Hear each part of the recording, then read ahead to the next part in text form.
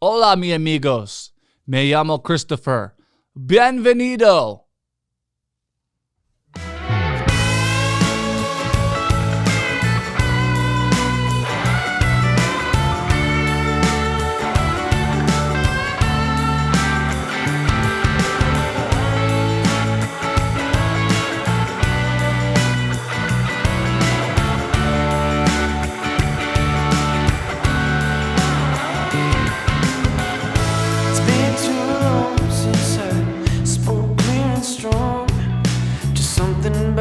Concrete gets me down. Hey, I live my days preaching on radio waves, just hoping someone out there hears my song. Hey, hey. Till they do, sweat that I'm gonna walk the walk, I'm gonna talk my talk, gonna spend my money till the money's gone. 'Cause there ain't nobody here.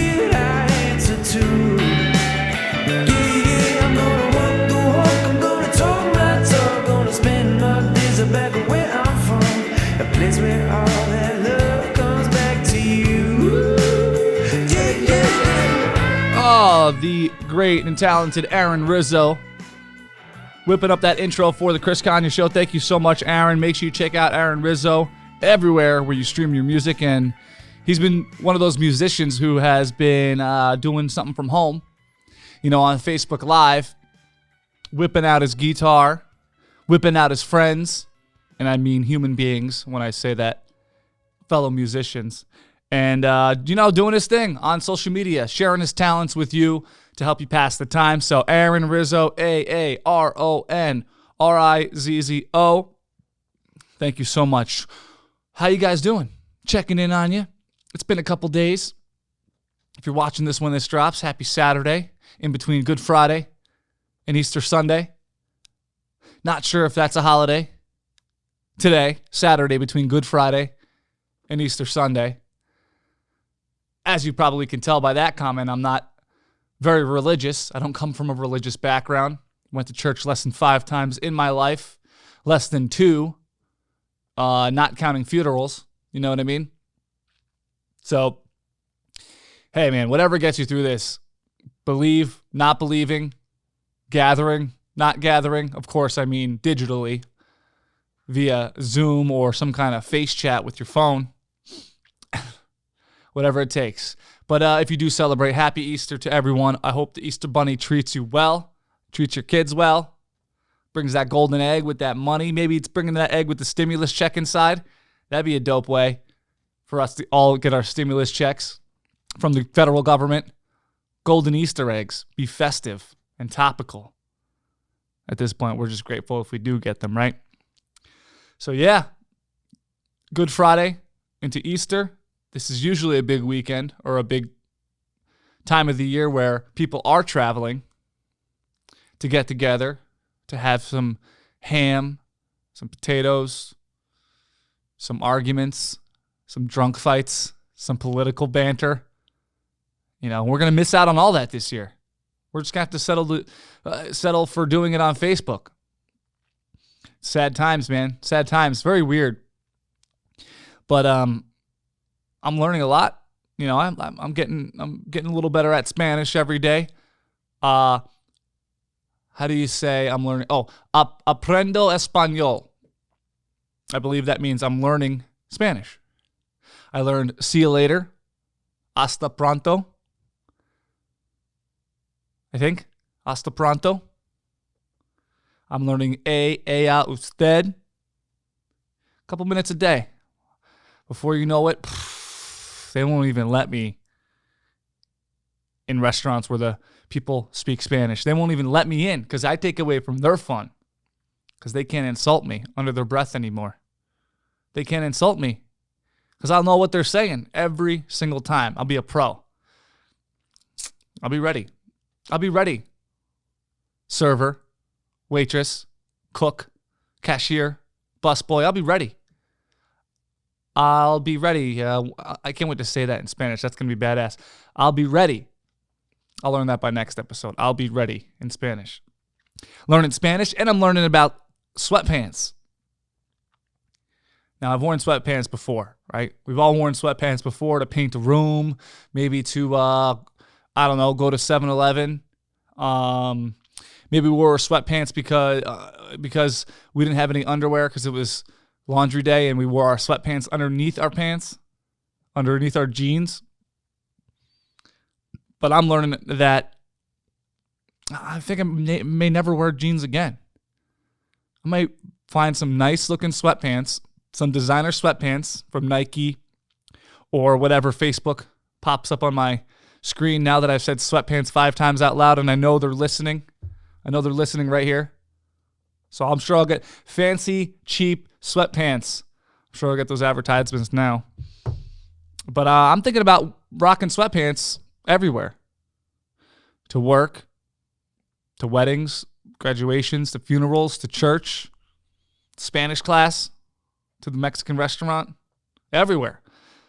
Because I've never worn sweatpants, in a serious manner. It's always been lounging around the house.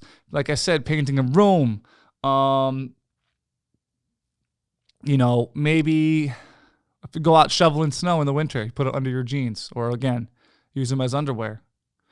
And I've made fun of people who wear sweatpants. I've made fun of people like my dad who wear sweatpants to the bar.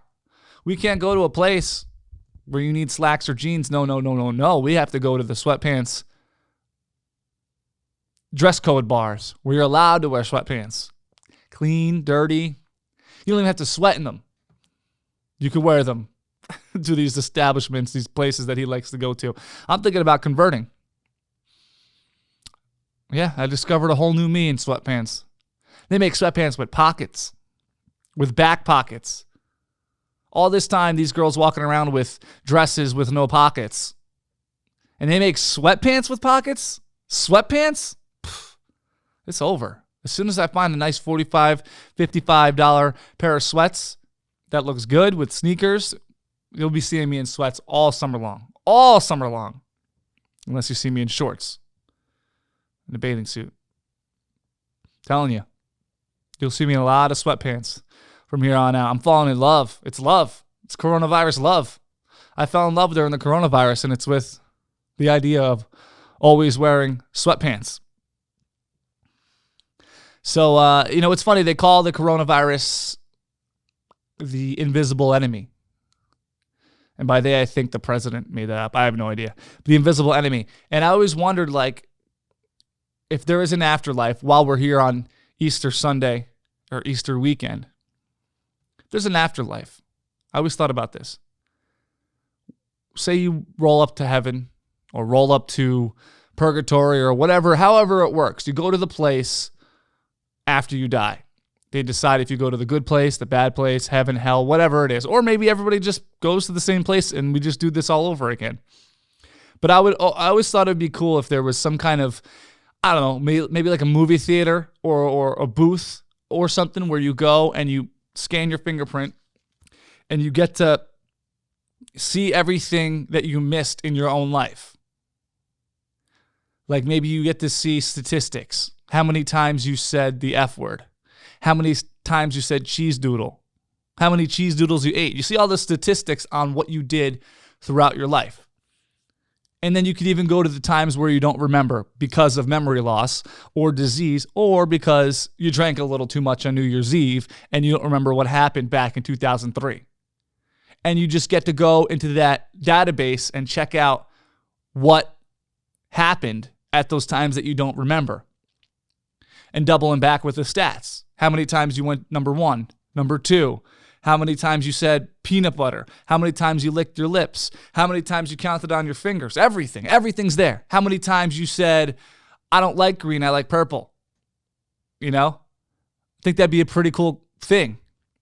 Along with all the other things, eternal life and happiness and stuff. But this is what I'm really looking forward to. This is why I'm trying to be a decent person. I hope they got that booth that you walk into where you could check out all your deleted scenes. And I've thought about this before, and that would be the title of that thing if they made it into a movie, deleted scenes. And I think a new statistic now would be how close you came to getting the coronavirus. Because it is the invisible enemy. And it could be anywhere. It might not be everywhere, but it could be anywhere. You just roll back the tape of your life to a time where you went to go grab maybe something that had coronavirus on it, and someone was like, "Hey, Bradley," and you turned around and you completely forgot what you were going to grab and avoided coronavirus completely. You know what I mean?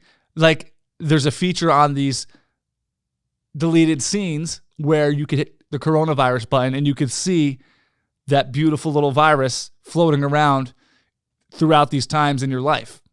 I think that'd be pretty interesting. That'd be pretty cool. I would like to know how close I came to getting it, or if I had it, or how close I came to giving it. That'd be pretty wild. I wonder how close we all got to getting the coronavirus. Maybe we'll find out once we die, when it's worth nothing. And don't steal my idea for deleted scenes, all right? Seth Rogen, Adam Sandler. Don't steal that idea. And if this movie's been made before, in like the 70s or 80s, and I don't know about it, hit me with that email. I do want to see this movie. You know, I've seen the other ones like Down to Earth with Chris Rock. Everybody's seen the Bruce Almighty with Jim Carrey. But this is a little different because they got the booth. They didn't have a booth in those movies. The booth is very important to this whole concept because it's private and it scans your fingertip and you get to see everything. How many times you clipped your toenails? How many times you went in an airport when somebody else was clipping their toenails? Maybe your hypocritical moments are back to back. Maybe when you're 11, you said, "Oh, I hate the taste of tomatoes. Get this out of my face. I don't care if I like ketchup. I don't like tomatoes. Get this through your head. I don't like anything to do with tomatoes aside from ketchup. They're completely different things." Turn 21. What are you having for brunch? A Bloody Mary, you hypocrite. So you see 11-year-old you hating it and 21-year-old you loving it because they added vodka. We all know why. We don't like tomato juice. We like things with vodka in it. These are the thoughts running through my head during quarantine. Yeah. Introduce the concept of contributing feedback of any kind. We have two ways to do that. The hotline is 585-397-7732. You'll be asked for your name. Then you can leave your message. We'll play it right back here on the show. You can also submit a video at rochesterpodcast.com. Click the show link, the Chris Konya Show, and scroll down. You'll see a submit video thing. You could do it right from your phone. You know, X out of Facebook when you're seeing all those sweatpant ads. And take a video of yourself asking a question. We had a couple people submit, and I feel very honored that they took time to do this. So we're gonna check them out now. Right here, let's see it. Hey Chris, my name's Doug. I own Rush. What up, Doug? Thanks for submitting the first video in Chris Konya Show history.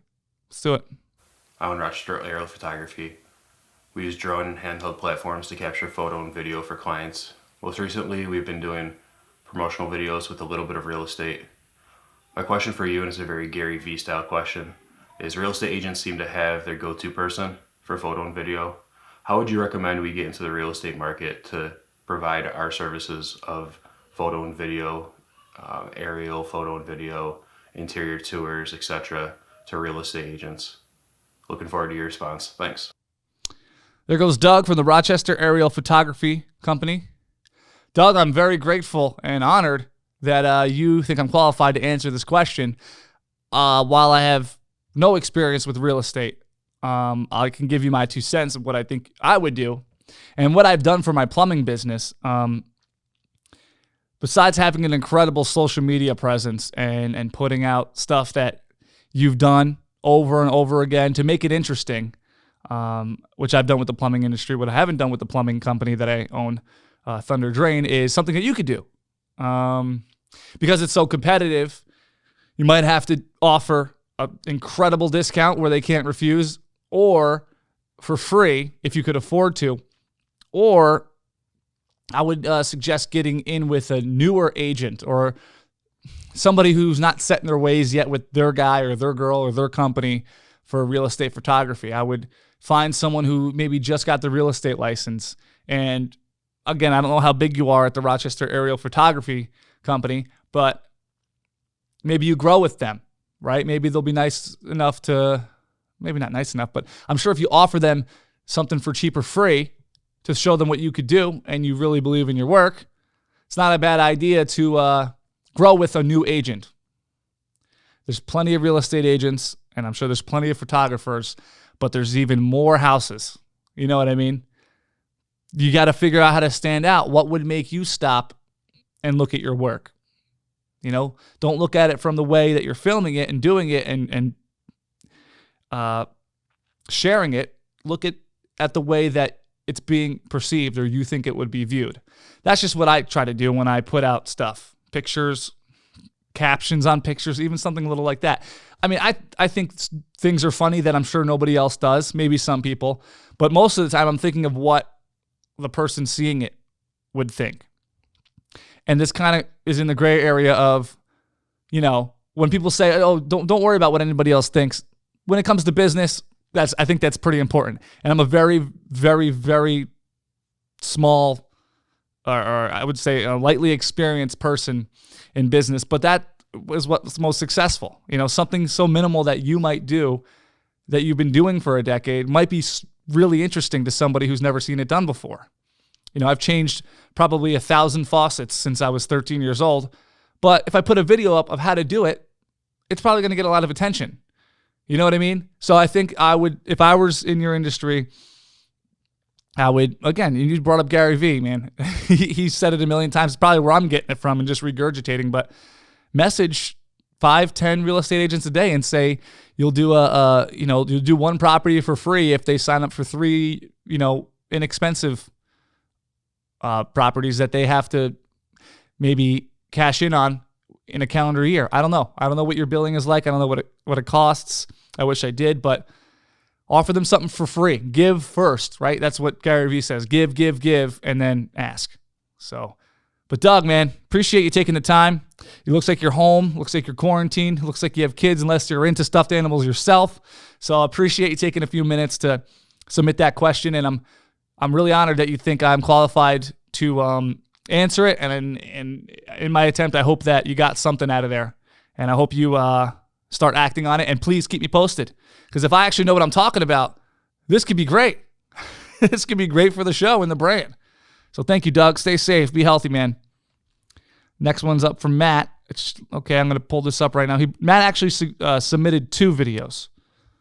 I'm going to do this one first for the listening audience. It looks like 2 little kids, a boy and a girl, driving a mini, a mini Jeep, like a toy Jeep with a battery on it. Let's check this out. Oh, okay. Okay. They're just rolling through the driveway with the Riding Dirty song that I can't play because of copyright issues. But brother and sister, I would assume, Riding Dirty. All right, Matt. Thank you for submitting that. Appreciate that. It's pretty funny. And what about this one here? Oh, we got sound on this one. Oh, shit.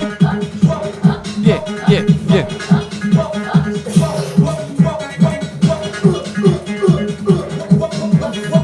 All right, so what you're seeing here, what you're hearing here, if you're just listening, is one guy, I assume that's Matt, is on a piano, and then a little kid, either a little brother or son, is dancing up and down on a bed. He's doing the first thing we were taught not to do as little kids. He's jumping on the bed, but it's pandemic, so F it.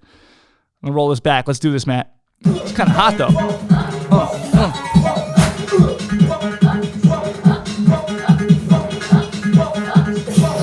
Oh, yeah. Get it.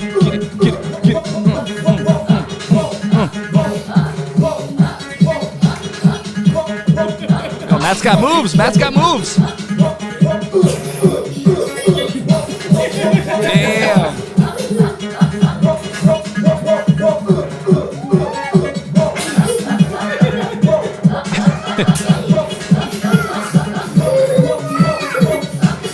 Yo, that's sick. Bravo. That's Club Quarantine right there. That's what everybody's house looks like right now who has kids. Just doing anything to keep them busy, keep them occupied. Matt looks like a good dad. Tearing it up on the keyboard for his kid to jump on the bed. And I don't know who's filming, but they did a great job. And yeah, Club Quarantine, Club Q, hottest spot in New York. New York State right there. Club Q. Hit it up. Reserve your table. Bottle service. Warm bottle, boiled baby bottle. But Club Q looks tight. DJ Matt, looks like a good dad. Doing his best to entertain his kids. Looks good, man. Looks good. Thank you so much for submitting, Matt. Your kids are great-looking kids. They look healthy. They look happy. They look like they're in a good home. And it looks like they have good taste in music, brother. Thank you. All right. Appreciate the feedback. Again, people, who have no idea who I am or what I'm doing or what I'm going to talk about, to take a few minutes to say what's up, to submit feedback. It does help the show. Does help me. Kills a little bit of time, getting out of the house for a few minutes in the studio to record these for you, while getting my practicing, podcasting in the new studio. Thank you so much. Again, rochesterpodcast.com, Chris Konya Show. Scroll down, submit a video or a voicemail. We'll get you on the show, answer questions that we can answer. And, just be good to yourselves. Be healthy. Wash your hands.